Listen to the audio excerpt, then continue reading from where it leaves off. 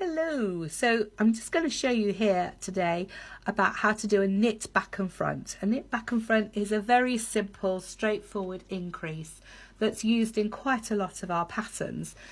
This is Rebecca Rabbit. She's a great friend of ours. Hello, Rebecca. And she has these lovely garter stitch ears, and there where we're doing an increase here to shape her ears, we'd use a knit back and front to do it. Now the knit back and front is to say it's simple, but it isn't very pretty. So often it isn't used in things like shaping a face, for instance. We might not use the knit back and front there because within the stocking stitch it can leave little bumps. We have used it in places where it doesn't so much show. I don't know if you can see, I'm sorry, it's very, very indecent of me showing her bottom to the world.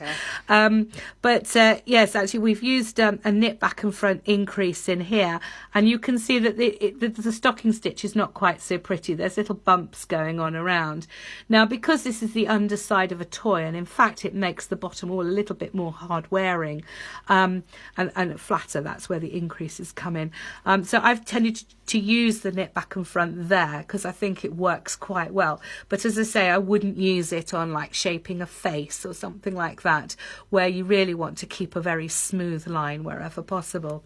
So what would you use then, Nikki? What I would use there is probably a make one where you're lifting the loop between, or where you pick up the daughter stitch, which is the one below. I think that'll be another video some other time. But yes, we will show you some of those increases, and they also help to shape the fabric, leaning left or right, so they give much more shape to what you're doing. And these are our little rainbow rabbits. Look, he's so cute, isn't he? And he's got these garter stitch ears. And in fact, one of these was worked in knit and one in purl. So there is an equivalent to knit back and front. There's also a purl back and front. So if you do want to knit one of our rainbow rabbits, then actually you possibly want to get hold of that instructional video and have a look at the purling side of it, although it is quite straightforward. So anyway, here's a little bit of knitting, and I'm just going to show you quickly how to do the knit back and front. Very straightforward. So you knit, actually it's knit front and back, I call it back and front. It's purl back and front and knit front and back. So we're going to knit the first stitch, and all we do is knitting it normally, but just don't take the stitch off the needle. And then just turn round and put your needle in through the back, knit that one, and then slide it off. And there you've got two stitches now where you used to have one. I'll just do that again for you. We'll do a couple of stitches on, and now we'll do another one. So we go in as if to knit, wrap our yarn around and peep through. We're not taking this off the needle. We just go round, go in through the back of the stitch and knit it again. So that's knit front and back. And then we'll carry on to the end, and then I'll just show you the little bars that you end up with, which you can kind of see in this.